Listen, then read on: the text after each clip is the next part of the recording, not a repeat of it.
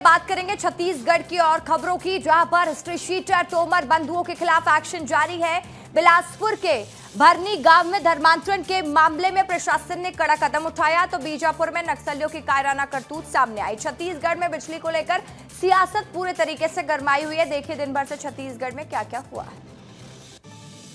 Seater Tomar बंधुओं को court की तरफ से दी गई मोहलत आज खत्म हो रही है। इसके साथ ही अब तोमर बंधु अगर कोर्ट के सामने पेश नहीं होते हैं तो उनकी संपत्ति कुर्क की जाएगी। एक बार फिर से उन्हीं के घर पहुंचा हुआ हूं मैं, और ये आलीशान घर है। इस घर को कुर्क करने की कार्रवाई कोर्ट की तरफ से हो सकती है, क्योंकि इसको लेकर आवेदन कर दिया गया है। कलेक्टर के पास भी आवेदन पहुंच गया है, और अगर दोनों भाई नहीं पेश होते हैं कोर्ट के समक्ष में तो उनकी संपत्ति कुर्क करके आगे की कार्रवाई जो है वो की जाएगी। यानी जो कार्यालय था उस कार्यालय को निगम ने तोड़ा था, उसके बाद अब इस पर जो है वो एक्शन देखने को मिल सकता है। इसके साथ ही यहाँ पर जो है वो नोटिस लगातार चस्पा किए जा रहे हैं। यहाँ पर कोई भी व्यक्ति, जब बिजली विभाग की टीम पहुंची तो कोई भी मौजूद नहीं था, और जो संपर्क नंबर थे वो भी बंद थे।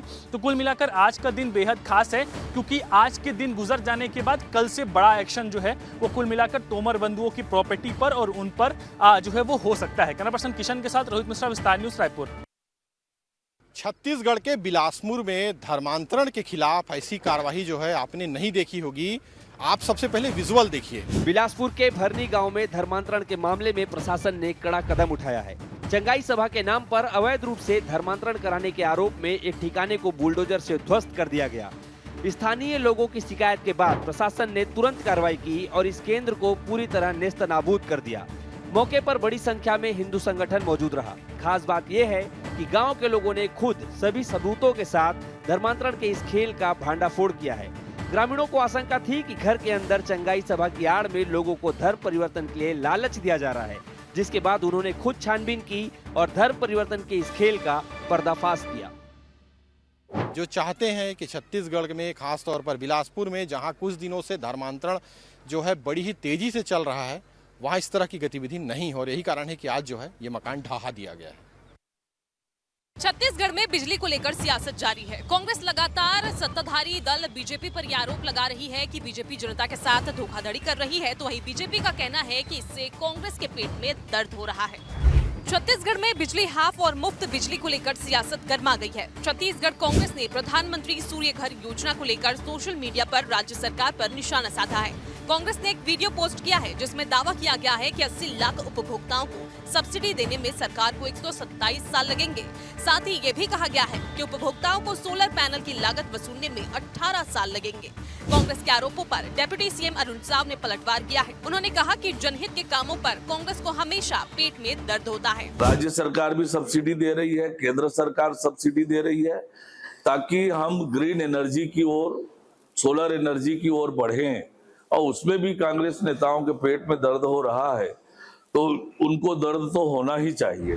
प्रधानमंत्री सूर्य घर योजना के तहत सोलर पैनल लगाने से उपभोक्ताओं को राहत मिलती है। बीजेपी ये दावा करती है, राज्य सरकार ये दावा करती है कि इससे ग्रामीण क्षेत्रों को लाभ होता है, ग्रामीण क्षेत्रों में बिजली आसानी से पहुंच जाती है। लेकिन कांग्रेस का दावा है कि उपभोक्ताओं को अभी भी ये योजना भारी पड़ रही है। वीडियो जर्नलिस्ट अखिलेश पवार के साथ मैं छाया चौधरी, विस्तार न्यूज, रायपुर।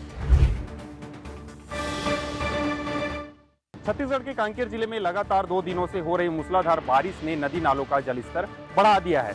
कई इलाके जलमग्न हो चुके हैं और लोग अपनी जान जोखिम में डालकर इन उफनती नदियों को पार करने को मजबूर हो रहे हैं। कांकेर के कोयलीबेड़ा इलाके में उफनती मेडकी नदी का एनीकेट जान जोखिम में डालकर पार करने का काम जारी है। लोग अपने मोटरसाइकिल को बल्ली के सहारे कंधों में ढोकर पार कर रहे हैं और इसके लिए उन्हें नदी के खतरनाक रास्ते से गुजरना पड़ रहा है। 3 साल से पुल का काम अधूरा पड़ा है और इसकी मरम्मत के लिए प्रशासन द्वारा कोई ठोस कदम नहीं उठाया गया है। चेतावनी बोर्ड लगाने के बावजूद लोग अपनी जान को खतरे में डालकर नदी पार करने को मजबूर है।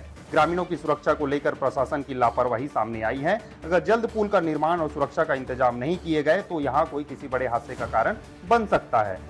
कांकेर जिले में 3 साल से अधूरा पड़ा पुल और लापरवाही से लोग अपनी जान जोखिम में डाल रहे हैं। बारिश के इस मौसम में प्रशासन से तत्काल कदम उठाने की आवश्यकता है ताकि कई बड़े हादसे से बचा जा सके। तामेश्वर सिन्हा, विस्तार न्यूज, कांकेर। शक्ति जिले के ओड़ेकेरा गांव में यहाँ पर काफी किसान मौजूद हैं और वो धरने पर बैठे हुए हैं। शक्ति जिले में आज किसानों ने सड़क पर उतरकर चक्का जाम किया। किसानों का आरोप है कि संस्था प्रबंधक द्वारा उनके साथ दुर्व्यवहार किया जा रहा है और समय पर खाद बीज उपलब्ध नहीं कराया जा रहा। ओड़ेकेरा गांव में किसान आज सड़क पर उतर आए और जयजयपुर हसौद मुख्य मार्ग को जाम कर दिया। किसानों का आरोप है कि संस्था प्रबंधक गैस राम बंजारे उनके साथ दुर्व्यवहार करता है और समय पर खाद बीज नहीं देता। करीब 2 सप्ताह पहले किसानों ने कलेक्टर कार्यालय पहुंचकर संस्था प्रबंधक को हटाने की मांग का ज्ञापन सौंपा था, लेकिन कार्रवाई नहीं होने पर किसान अब आंदोलन के रास्ते पर उतर आए हैं। चक्का जाम के चलते जयजयपुर हसौद मुख्य मार्ग पर यातायात ठप रहा और लोगों को भारी परेशानी का सामना करना पड़ा।